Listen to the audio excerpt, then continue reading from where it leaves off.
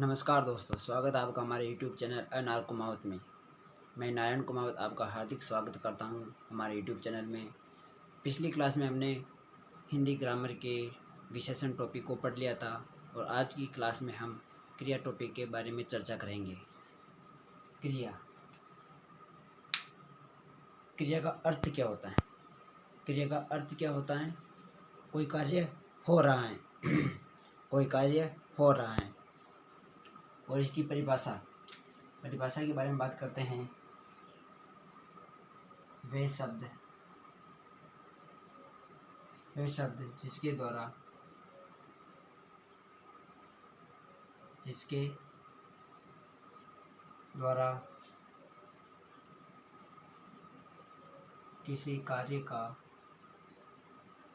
किसी कार्य का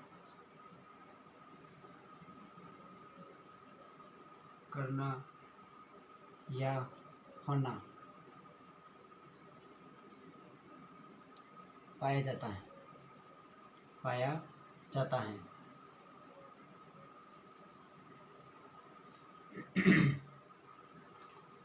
वे शब्द जिसके द्वारा किसी कार्य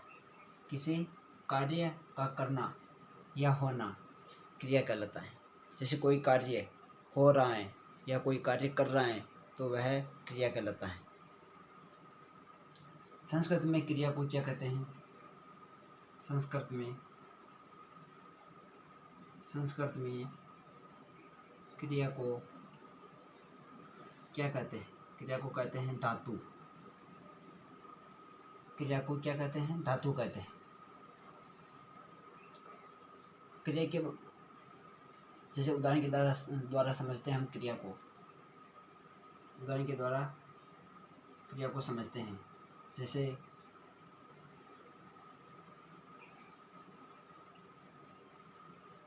लिख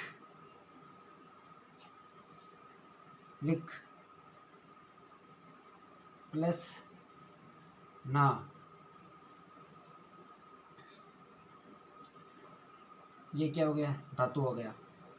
इसमें ना प्रत्यय जुड़कर ना प्रत्यय जुड़ रहा है। क्या है? लिखना, यह क्रिया शब्द हो गया। लिखना मूल भाषा के धातु रूप में ना प्रत्यय जोड़ने पर क्रिया शब्द बनता है। मूल भाषा के धातु शब्द, ये लिख धातु शब्द है, इसमें ना जोड़ने पर क्रिया शब्द बनता है। जैसे कोई चल रहा है तो चलना, लिखना, दौड़ना, ये शब्द क्रिया शब्द है। क्रिया की परिभाषा के बारे में बात करते हैं। परिभाषा कार्य का होना या करना। जैसे कोई व्यक्ति कोई कार्य कर रहा है तो वो कार्य का कर रहा है तो वह क्रिया के अंतर्गत आता है। जैसे वह लिख रहा है तो लिखना क्रिया के अंतर्गत आता है। जैसे चल रहा है, चलना भी क्रिया के अंतर्गत आता है। दौड़ना भी एक क्रिया है, क्रिया के अंतर्गत आता है। पहले इसको नोट कर लो, फिर उसके बाद इसके प्रकार के बारे में बात करेंगे कि किस आधार पर कितने प्रकार की होती हैं क्रिया।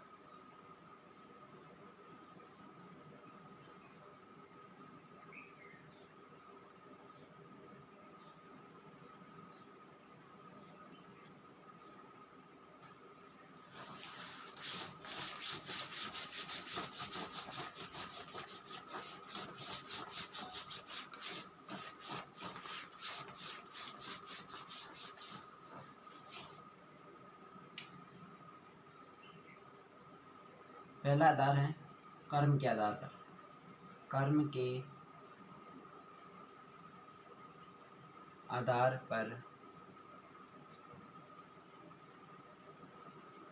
पर क्रिया। कर्म के आधार पर क्रिया कितने प्रकार की होती हैं? 2 प्रकार की होती है। कर्म के आधार पर क्रिया कितने प्रकार की होती हैं? 2 प्रकार की होती हैं। कौन कौन सी? एक तो आती हैं अकर्मक क्रिया। दूसरी आती है सकर्मक क्रिया। सकर्मक क्रिया।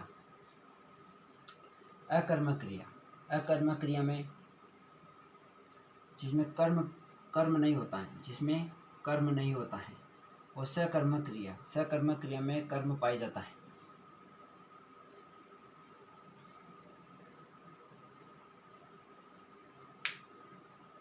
कर्म के आधार पर क्रिया के दो प्रकार हैं, हम दोनों के बारे में बात करेंगे।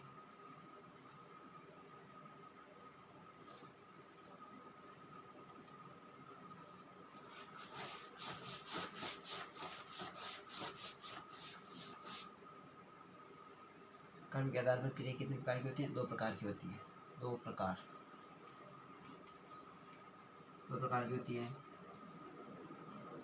पहली आती है अकर्मक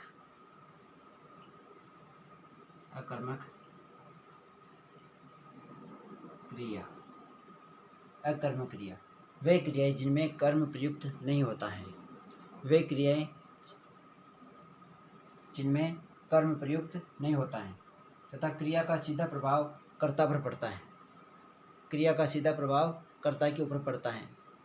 कर्म तो इसमें होगा ही नहीं, इसलिए क्रिया का प्रभाव सीधा कर्ता पर, जो कार्य कर रहा है उसके ऊपर पड़ेगा। इसकी परिभाषा लिखते हैं, वे क्रियाएं जिनमें कर्म प्रयुक्त नहीं होता है,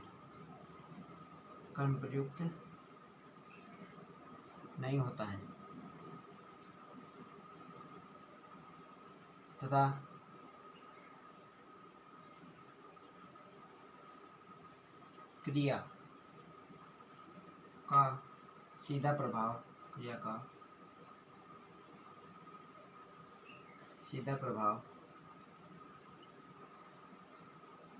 क्रिया का सीधा प्रभाव कर्ता पर पड़ता है। वे क्रिया जिनमें कर्म का प्रयोग नहीं होता है तथा क्रिया जो कार्य का हो रहा है उसका सीधा प्रभाव किस पर पड़ता है? कर्ता पर पड़ता है। कार्य को करने वाले पर पड़ता है। कर्ता कौन है? कार्य को करने वाला।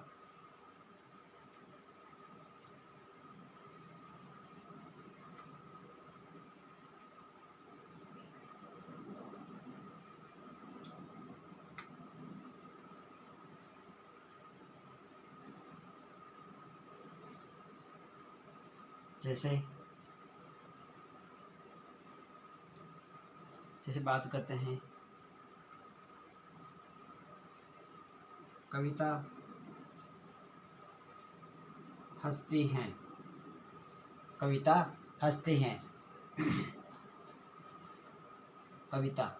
क्या है? कर्ता है। हंसना क्या हो गई? क्रिया हो गई। यहाँ पर कर्म नहीं है।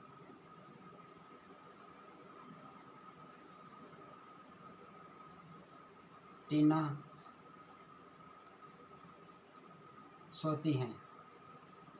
टीना क्या हो गई? कर्ता हो गई। सोना क्या हो गया? क्रिया। इसी प्रकार एक और उदाहरण लेते हैं।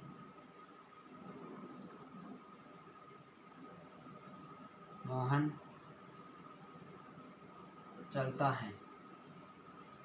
मोहन क्या कर रहा है? चल रहा है। मोहन कौन हो गया? कर्ता।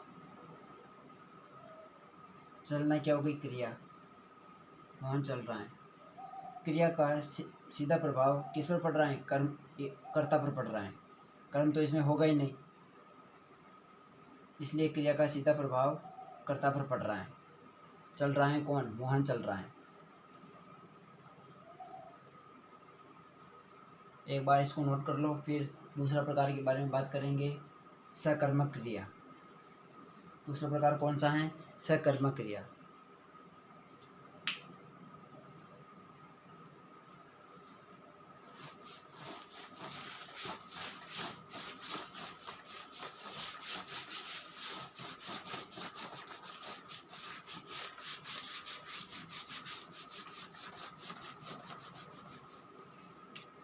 दूसरा प्रकार आता है सकर्मक क्रिया।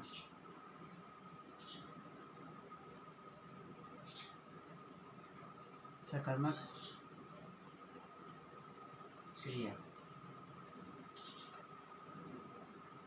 वे क्रियाएं जिनका प्रभाव कर्ता पर न पड़ के कर्म पर पड़ता है। वे क्रियाएं जिनका प्रभाव कर्ता पर नहीं पड़ के सीधा कर्म पर पड़ता है, सकर्मक क्रिया आती है। इसमें कर्म पाया जाता है। सकर्मक क्रिया में कर्म पाया जाता है। इसकी परिभाषा लिख लेते हैं। वे क्रियाएं जिनका प्रभाव कर्ता पर नहीं पड़कर कर्ता पर न पड़कर कर्ता पर न पड़कर सीधा कर्म पर पड़ता है, सीधा कर्म पर पड़ता है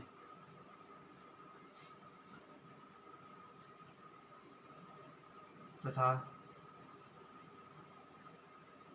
वाक्य में कर्म के साथ क्रिया होती है, तथा वाक्य में कर्म के साथ क्या होती है? क्रिया होती है। कर्म के साथ क्रिया होती है। कर्म के साथ होगी क्रिया होगी। तो इसमें इसकी परिभाषा क्या कर रही है? वे क्रियाएं जिनका प्रभाव कर्ता पर नहीं पड़ता, सीधा किस पर पड़ता है? कर्म पर पड़ता है, तथा वाक्य में कर्म के साथ क्रिया का प्रयोग होता है। कर्म के साथ क्रिया का प्रयोग होता है। जैसे उदाहरण की बात करते हैं, जैसे राम पुस्तक पढ़ता है। राम क्या हो गया? कर्ता। राम क्या हो गया? कर्ता। पढ़ना क्या हो गई? क्रिया हो गई। पढ़ना क्या हो गई? क्रिया। पुस्तक क्या हो गई? कर्म। पुस्तक क्या हो गया? कर्म। वे क्रियाएं क्रिया क्या है? पढ़ना। क्रिया क्या है? पढ़ना। क्रिया का प्रभाव सीधा कर्म पर नहीं पड़ करके किस पर पड़ रहा है? कर्ता पर नहीं पड़ करके किस पर पड़ रहा है? कर्म पर पड़ रहा है। कर्ता पर नहीं पड़ रहा है, सीधा किस पर पड़ रहा है? कर्म पर पड़ रहा है।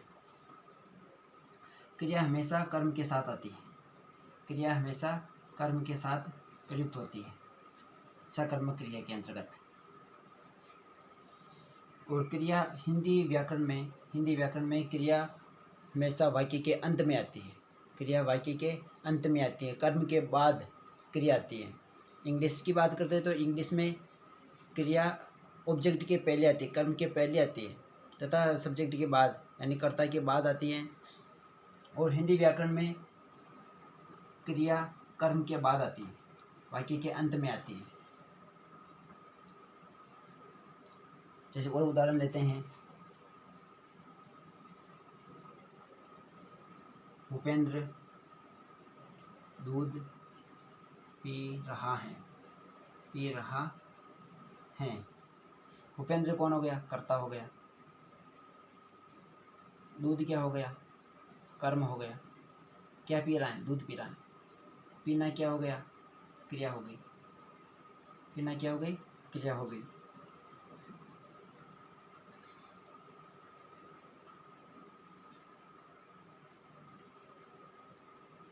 दूध कर्म है, कर्म के बाद क्रिया आ रही है पीना। और कर्ता कौन है? भूपेंद्र है। ठीक है, एक बार इसको उतार लो, नोट कर लो, उसके बाद हम आगे की ऊपर चर्चा करेंगे।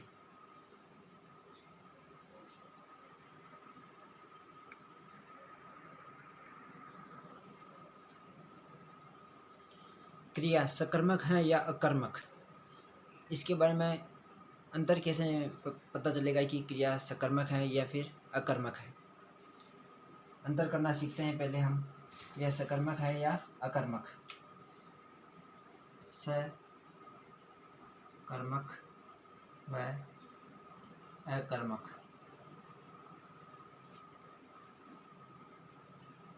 क्रिया में अंतर। सकर्मक व अकर्मक क्रिया में अंतर। जैसे कोई उदाहरण लेते हैं, राम तेज चलता है। राम तेज चलता है। राम क्या हो गया, कर्ता हो गया, कर्ता हो गया। चलना क्या हो गई, क्रिया हो गई। तेज, तेज क्या है, तेज है क्रिया विशेषण, विशेषता बता रहा है। किसकी बता रहा है, क्रिया की विशेषता बता रहा है। इसलिए ये कौन सा विशेषण हो गया, क्रिया विशेषण हो गया, क्रिया विशेषण हो गया ये सब। ये सकर्मक क्रिया नहीं है। ये कौन सी क्रिया हो गई, अकर्मक क्रिया हो गई।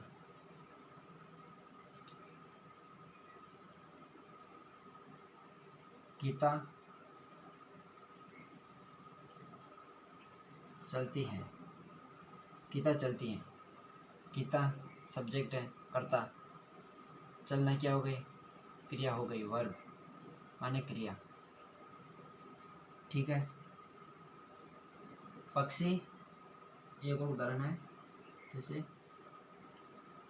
पक्षी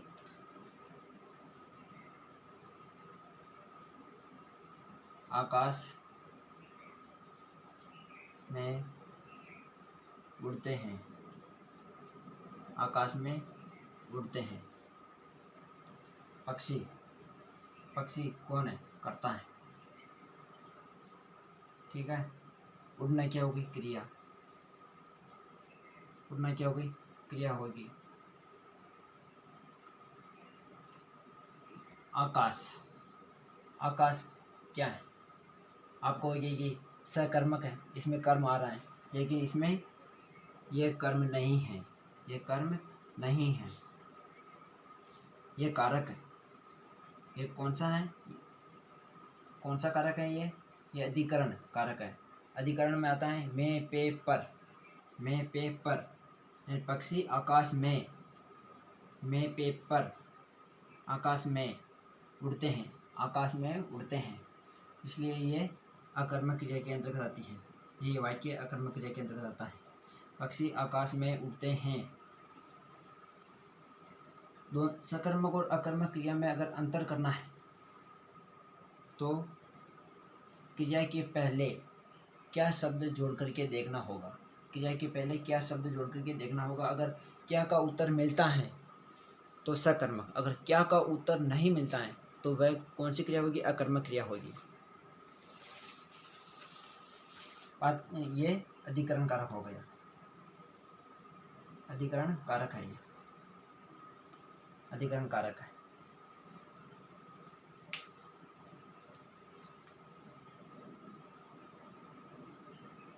पहले इन उदाहरणों को देख लो, समझ लो, नोट कर लो। उसके बाद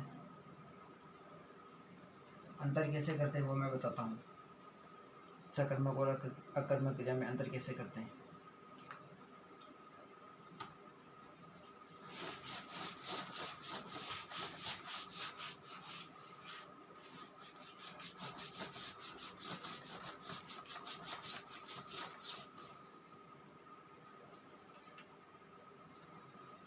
तो सबसे पहले क्रिया शब्द है।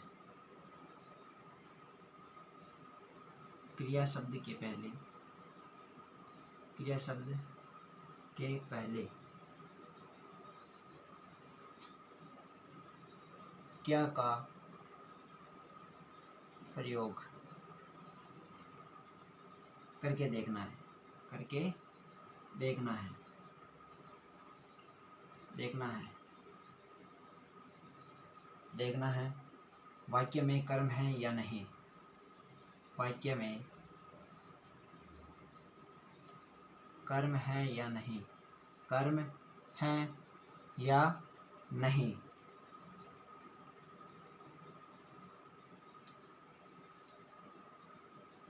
जैसे कोई क्रिया है, जैसे कोई वाक्य में आ रही है क्रिया चलना आ रही है, क्रिया की आ रही है चलना आ रही है, इसके पहले हमें क्रिया के पहले क्या शब्द जोड़ करके देखना है। अगर इसका उत्तर मिल रहा है तो सकर्मक क्रिया होगी, अन्यथा अकर्मक क्रिया है। क्या चलना, चलना क्या है, चल रहा है, इसका तो उत्तर मिल ही नहीं रहा है। क्या चलना है, इसका उत्तर नहीं मिल रहा है। इसके आगे ये जोड़ना पड़ेगा कि कहाँ चलना है, इसका उत्तर मिलेगा। क्या क्या चलना है, इसका उत्तर नहीं मिलता है। इसलिए ये कौन सी क्रिया है, अकर्मक क्रिया है। कौन सी क्रिया है, अकर्मक क्रिया है।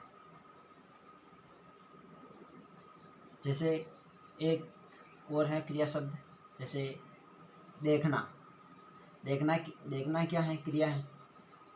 देखना क्या है, क्रिया है। इसके पहले क्या जोड़कर देखना है, क्या जोड़कर देखना। अगर इसका उत्तर मिलेगा तो सकर्मक क्रिया होगी, अन्यथा अकर्मक क्रिया होगी। जैसे देखना है, क्या देख रहा है, देख रहा है, क्या देख रहा है, मतलब इसका उत्तर मिलेगा क्या देख रहा है। वह पुस्तक को देख रहा है, वह पंछी को देख रहा है, वह पर्वत को देख रहा है, एरोप्लेन को देख रहा है, या आकाश में कुछ ना कुछ तो देख रहा है। इसलिए यह कौन सी क्रिया हो गई, सकर्मक क्रिया हो गई। कौन सी क्रिया, सकर्मक क्रिया। जैसे एक और शब्द है उठना, उठना, उठना क्या है, क्रिया है। इसके आगे क्या जोड़ते हैं, इसके आगे क्या जोड़ते हैं, क्या उठना, इसका तो उत्तर नहीं मिल रहा है। इसलिए कौन सी क्रिया हो गई, अकर्मक, अकर्मक। याद रहे हमेशा क्रिया शब्द के पहले, क्रिया शब्द के पहले क्या जोड़कर देखना है। अगर उत्तर मिलता है तो सकर्मक क्रिया होगी, अगर उत्तर नहीं मिलता है तो अकर्मक क्रिया होगी।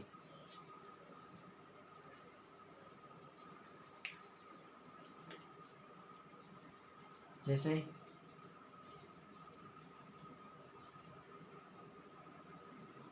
पीना, पीना क्या है, क्रिया है। इसके पहले क्या जोड़कर देखते हैं, क्या पी रहा है, क्या पी रहा है। तो यह कौन सी हो गई, सकर्मक क्रिया हो गई, सकर्मक क्रिया हो गई। एक बार इसको नोट कर लो, अंतर को।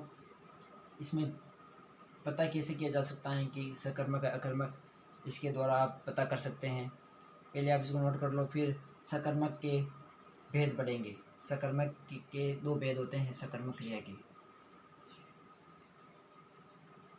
नोट कर लो पहले।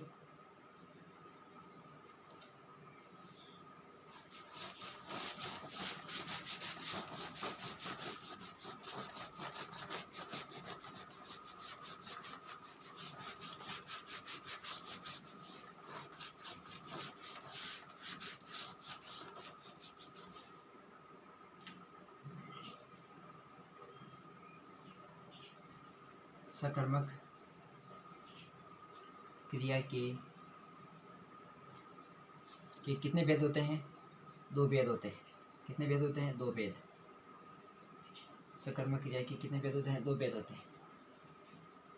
कौन कौन से होते हैं, पहले आते हैं एक तो अकर्मक क्रिया, और दूसरी आती है द्विकर्मक या बहुकर्मक क्रिया होती है। ठीक है, पहले हम बात करेंगे एक कर्मक क्रिया। एक कर्मक क्रिया,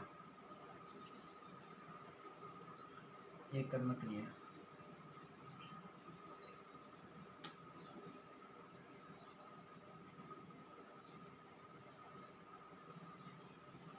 एक कर्मक क्रिया, जैसे इसी से पता चल रहा है कि वाक्य में एक ही कर्म होगा, वाक्य में क्रिया के साथ हमेशा एक कर्म होगा। चलिए इसकी परिभाषा लिख लेते हैं। वाक्य में क्रिया के साथ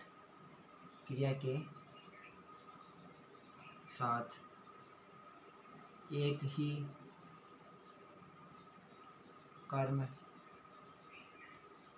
होगा, वाक्य में क्रिया के साथ एक ही कर्म होगा, क्रिया के साथ केवल एक ही कर्म होगा, क्रिया के साथ। जैसे उदाहरण की बात करेंगे, उदाहरण द्वारा समझने का प्रयास करेंगे। जैसे राम भोजन कर रहा है, राम भोजन कर रहा है। राम क्या हो गया? कर्ता हो गया। राम कौन है? करता है। करना क्या हो गई? क्रिया हो गई। करना क्या है? क्रिया। क्या कर रहा है? भोजन कर रहा है। क्या कर रहा है? भोजन कर रहा है, इसलिए सकर्मक क्रिया है, सकर्मक क्रिया। ठीक है, सकर्मक क्रिया ये कौन सा हो गया? कर्म हो गया। ठीक है, इस वाक्य में केवल कर्म कितने आ रहे हैं? कर्म केवल एक ही कर्म आ रहा है क्रिया के साथ। कर रहा है, राम भोजन कर रहा है। कर रहा है क्या हो गई? क्रिया। क्या कर रहा है? भोजन कर रहा है। कर्म कितना आ रहा है? केवल एक ही आ रहा है। क्या कर रहा है? भोजन। भोजन केवल एक कर्म है जिसको वो कर रहा है। ठीक है, एक ही कर्म प्रयुक्त हुआ है वाक्य में। ये वाक्य एक कर्म क्रिया के अंतर्गत आता है। जैसे दूसरा उदाहरण लेते हैं, मोहन पुस्तक पढ़ रहा है। मोहन पुस्तक पढ़ रहा है। वाक्य में एक कर्म आ रहा है, पुस्तक। पुस्तक क्या है? कर्म है। पढ़ना क्या हो गई? क्रिया हो गई। पढ़ना क्या हो गई? क्रिया हो गई। मोहन कौन है? करता है। मोहन क्या है? ये करता है। एक कर्म प्रयुक्त हुआ है यहाँ पर, केवल एक ही कर्म।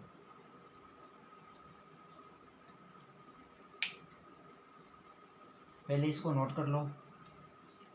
फिर इसके बाद दूसरा प्रकार है द्विकर्मक या बहुकर्मक क्रिया। द्विकर्मक या बहुकर्मक क्रिया।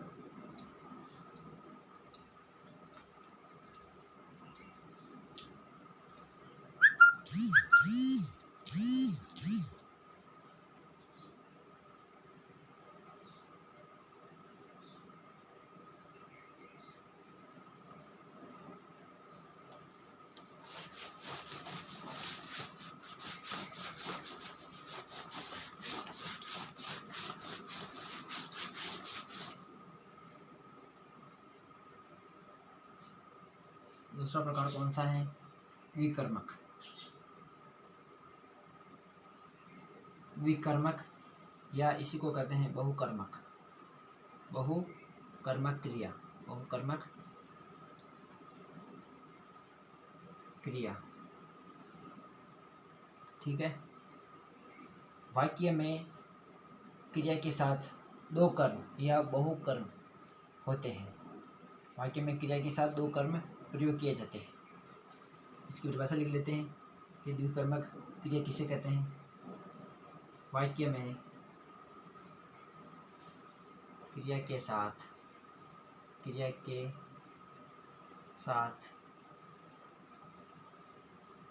दो कर्म प्रयुक्त हो, दो कर्म प्रयुक्त हो, वहाँ पर द्विकर्मक क्रिया आती है। ठीक है, जैसे उदाहरण की बात करते हैं। उदाहरण,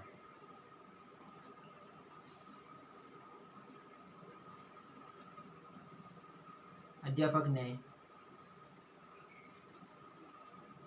ने छात्रों को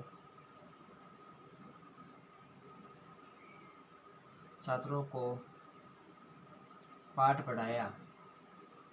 छात्रों को पाठ पढ़ाया। ठीक है, अध्यापक क्या है? करता है। क्या है? करता है। पढ़ाना क्या हो गया? क्रिया। पढ़ाना क्या है? क्रिया है।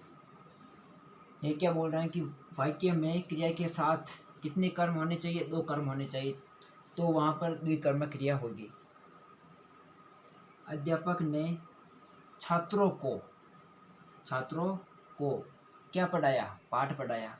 क्या पढ़ाया? पाठ पढ़ाया। ये तो हो गया कर्म। आप तो कहोगे कि क्या क्या लगा के देखेंगे तो वो कर्म आ जाएगा। तो इसलिए कर्म केवल यही होगा। ये तो कौन सा कर्म है? मूल कर्म है, मेन कर्म, इसी को कहते हैं मूल कर्म। क्या है ये? मूल कर्म। जहाँ पर दो कर्म आते हैं ना, जो मूल कर्म होता है, जो मेन ऑब्जेक्ट होता है मूल कर्म, वो निर्जीव होता है, जो निर्जीव होता है, सजीव नहीं होता है। दूसरा ऑब्जेक्ट कौन सा है? दूसरा कर्म कौन सा है? छात्र। दूसरा कर्म कौन सा है? छात्र। ये कौन है? ये कौन सा कर्म हो गया? गौण कर्म हो गया। गौण कर्म, गौण कर्म यानी इसी का सहायक ये कर्म हो गया। ये किसका सहायक है? छात्र किसके सहायक? छात्र शब्द है, ये कर्म है। कौन सा कर्म है? गौण कर्म है। ये इसी का, इसका सहायक है। ये सजीव होता है। गौण कर्म हमेशा सजीव होता है। गौण कर्म हमेशा सजीव होता है। पहला ऑब्जेक्ट तो ये हो गया, पहला कर्म। दूसरा कर्म ये हो गया। वाक्य में दो कर्म प्रयोग किए जाते हैं, ठीक है।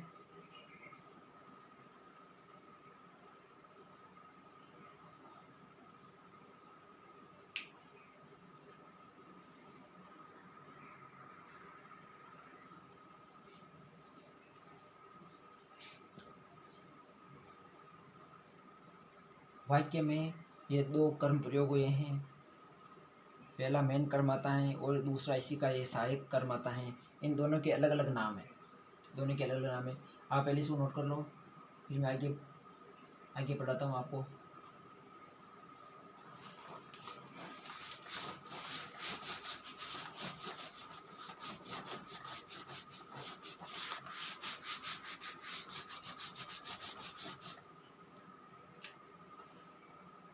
दो कर्मों का अलग अलग नाम है। पहला कौन सा है? मुख्य कर्म। कौन सा है? मुख्य कर्म होगा। मुख्य कर्म। मुख्य कर्म को कैसे पहचानेंगे कि ये मुख्य कर्म है या फिर गौण कर्म है? मुख्य कर्म। और दूसरा आता है गौण कर्म आता है। दूसरा कौन सा आता है? गौण कर्म, या इसी को कहते हैं सहायक कर्म। गौण कर्म या सहायक कर्म। सहायक कर्म किसका सहायक है? मुख्य कर्म का सहायक है, ठीक है। मुख्य कर्म और सहायक कर्म को कैसे पहचानेंगे या गौण कर्म को कैसे पहचानेंगे?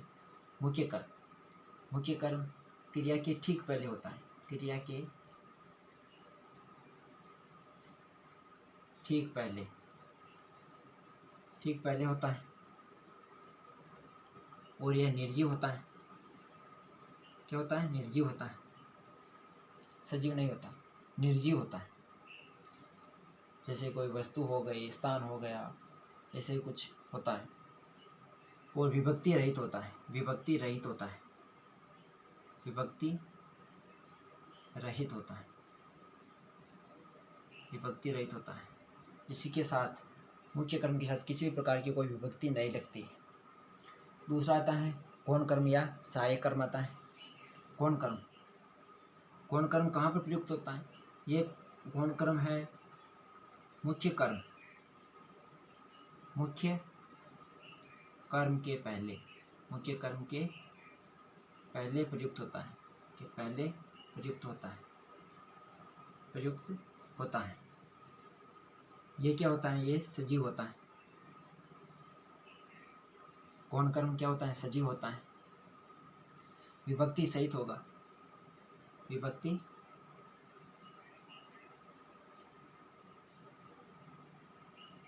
विभक्ति सहित होगा। विभक्ति लगी होगी, विभक्ति सहित होगा। जैसे पहले वाला उदाहरण देखा था, अध्यापक ने छात्रों को पाठ पढ़वाया या पाठ पढ़ाया। अध्यापक ने छात्रों को आ रहा है, को क्या है? विभक्ति है। विभक्ति लगी हुई है, विभक्ति सहित है। छात्रों को, छात्र क्या है? सजीव है, इसलिए छात्रों को ये शब्द है, ये गौण कर्म के अंतर्गत आता है। को क्या पढ़ाया? पाठ पढ़ाया। पाठ क्या है? निर्जीव है। पाठ पढ़ाना, पढ़ाना क्या है? क्रिया। क्रिया की ठीक पहले प्रयोग हो रहा है पाठ, और क्रिया के ठीक पहले प्रयोग हो रहा है। और क्या है? पाठ क्या है? निर्जीव है। पाठ पढ़ाया, इन दोनों के बीच कोई शब्द नहीं आ रहा है, कोई विभक्ति नहीं आ रही है, इसलिए यह विभक्ति रहित होगा।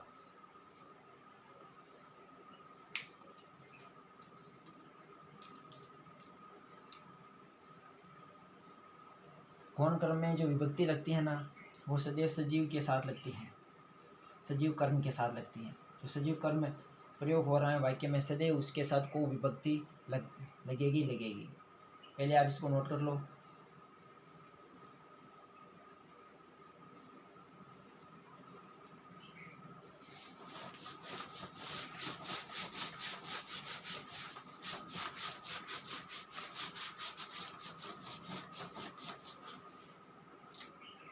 को विभक्ति का प्रयोग कहाँ पर होता है? को विभक्ति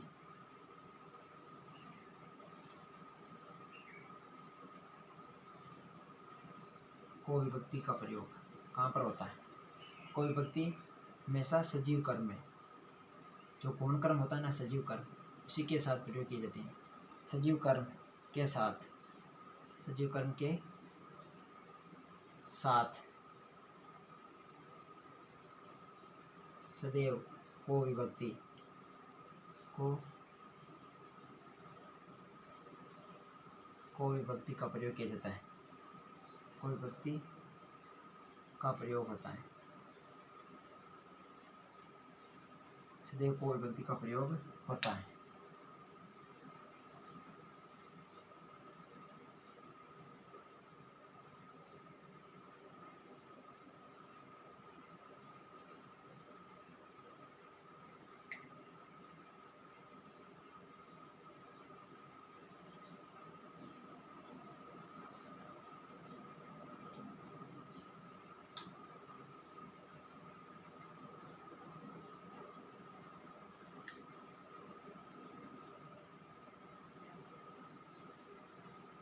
जैसे कुछ अपवाद भी आते हैं, जैसे जिसके साथ को विभक्ति लगती है, जैसे बजाना, बजाना, बढ़ाना, बजाना और बढ़ाना, ये क्या है? क्रिया है। ये क्या है? क्रिया है। ढोल को बजाना, जैसे कोई वाक्य है, ढोल को बजाना। आप तो कह रहे थे कि कोई की विभक्ति का प्रयोग हमेशा सजीव के साथ होता है, गौण कर्म के साथ होता है। यहाँ पर ये तो निर्जीव या मुख्य कर्म के साथ प्रयोग हो रहा है कोई विभक्ति का प्रयोग, तो ये अपवाद है। कर्म क्या है? निर्जीव है। कर्म क्या है? निर्जीव है, निर्जीव है। और यहाँ पर कोई विभक्ति लिखी जाएगी। जैसे झगड़े को बढ़ावा देना, झगड़े को बढ़ावा देना, झगड़े को बढ़ावा देना, बढ़ावा देना, बढ़ा दिया, झगड़े को बढ़ा दिया, झगड़ा को बढ़ा दिया। यहाँ पर भी कोई विभक्ति लगी है। इन क्रियाओं के साथ कोई विभक्ति लगती है, ये अपवाद है। इन क्रियाओं के साथ मूल कर्म निर्जीव होगा तो भी विभक्ति का प्रयोग किया जाएगा। जैसे एक और उदाहरण लेते हैं, एक और उदाहरण लेते हैं। उससे पहले आप इसको नोट कर लो, फिर आगे बताऊंगा कि उदाहरण क्या है और उदाहरण के द्वारा समझने का प्रयास करेंगे आगे। याद रखना हमेशा, ये दोनों प्रकार की जो क्रिया है, बजाना और बढ़ाना, ये हमेशा निर्जीव कर्म के साथ प्रयोग की जाती है और निर्जीव कर्म के साथ हमेशा को विभक्ति का प्रयोग किया जाता है। इन दोनों क्रियाओं के साथ याद रखना हमेशा।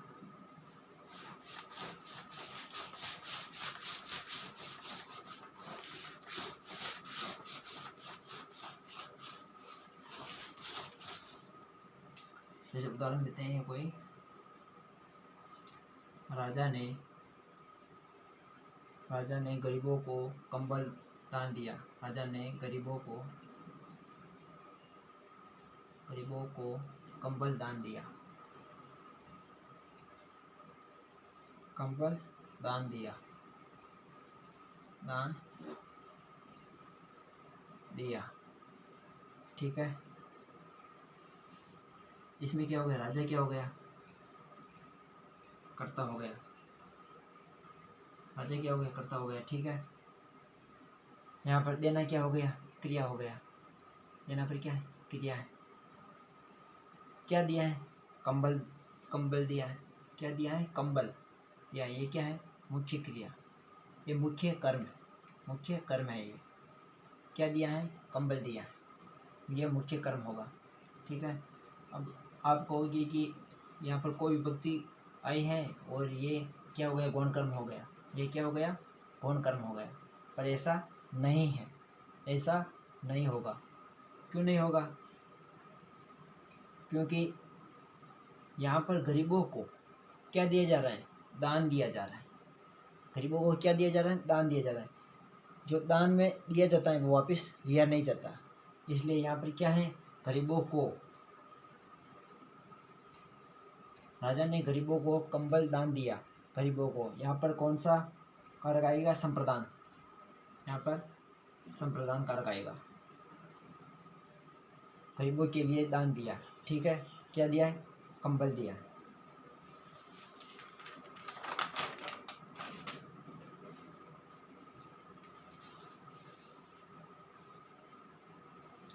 याद रखना हमेशा कि वाक्य के अंदर दान, पुरस्कार, दान, पुरस्कार, उपहार, उपहार, इनाम या फिर भेंट, भेंट, दान, पुरस्कार, उपहार, इनाम, भेंट, ये सब शब्दों में से कोई भी शब्द, इन शब्दों में से कोई भी शब्द देना क्रिया के संदर्भ में, देना क्रिया के संदर्भ में, जहाँ पर देना क्रिया आ रही है वहाँ पर ये शब्द आ रहे हैं। इन शब्दों का प्रयोग देना क्रिया के संदर्भ में, देना क्रिया के संदर्भ में वापस नहीं लेंगे। वापस क्या है, नहीं लेंगे, नहीं लेंगे। इस स्थिति में गौण कर्म को संप्रदान मानेंगे। इस स्थिति में गौण कर्म को संप्रदान मानेंगे, संप्रदान मानेंगे। गौण कर्म क्या हो जाएगा, संप्रदान हो जाएगा। यहाँ पर क्या बता रहे हैं कि दान, पुरस्कार, उपहार, इनाम और भेंट, इन शब्दों में से कोई भी शब्द देना क्रिया के साथ, ये देना क्रिया है, देना, दिया, जो भी क्रियाएं इसके साथ, देना क्रिया के साथ आते हैं, तो उस संदर्भ में गौण कर्म है। गौण कर्म क्या है, गरीबों को, गरीबों को, गौण कर्म को गौण कर्म नहीं मान करके क्या मानेंगे, संप्रदान मानेंगे। क्या मानेंगे, संप्रदान कारक मानेंगे। यहाँ पर द्विकर्मक क्रिया नहीं है, इसी को हम संप्रदान मान लेंगे तो द्विकर्मक का हो गया, गौण कर्म तो होगा ही नहीं, ये संप्रदान हो रहा है। ये बात हमेशा याद रखना। दान, पुरस्कार, उपहार, इनाम, भेंट, इन शब्दों का प्रयोग देना क्रिया के संदर्भ में अगर हो रहा है तो वहाँ पर गौण कर्म क्या हो जाएगा, संप्रदान हो जाएगा।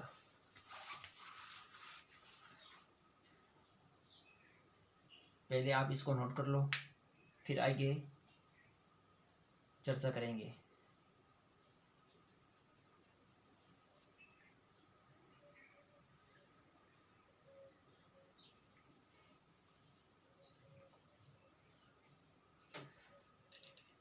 इसमें मुख्य कर्म कंबल है और ये क्या है, गरीबों को, ये गौण कर्म नहीं है, संप्रदान। गौण कर्म को क्या मानेंगे, संप्रदान मानेंगे। क्यों, क्योंकि यहाँ पर दान शब्द आ रहा है। दान, जो दान में दिया जाता है वो वापस लिया नहीं जाता, इसीलिए यहाँ पर गौण कर्म को क्या मानेंगे, संप्रदान मानेंगे। इन शब्दों को हमेशा याद रखना कि ये शब्द जहाँ पर भी आए और वहाँ पर देना क्रिया होगी तो वहाँ पर गौण कर्म को क्या मानेंगे, संप्रदान मानेंगे। इसलिए यहाँ पर क्या, कौन सी क्रिया होगी, एक कर्मक क्रिया होगी। इस वाक्य में कौन सी क्रिया होगी, एक कर्मक, एक कर्मक क्रिया होगी। क्यों? क्योंकि ये मुख्य कर्म है, केवल एक ही कर्म प्रयोग हो रहा है। और क्योंकि गौण कर्म को तो हम क्या मान लेंगे? संप्रदान मान लेंगे। क्यों मान लेंगे? क्योंकि यहाँ पर दान दिया जा रहा है कंबल को, जो दान में दी जाती हैं वो वापस ली नहीं जाती, इसलिए ये शब्द में इस वाक्य में एक कर्मक क्रिया है। जैसे एक और उदाहरण के द्वारा समझेंगे हम। जैसे एक और उदाहरण है,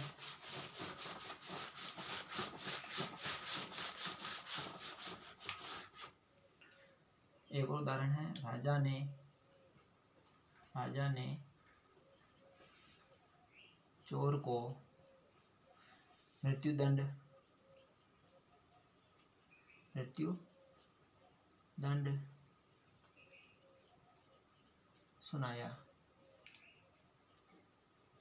सुनाया।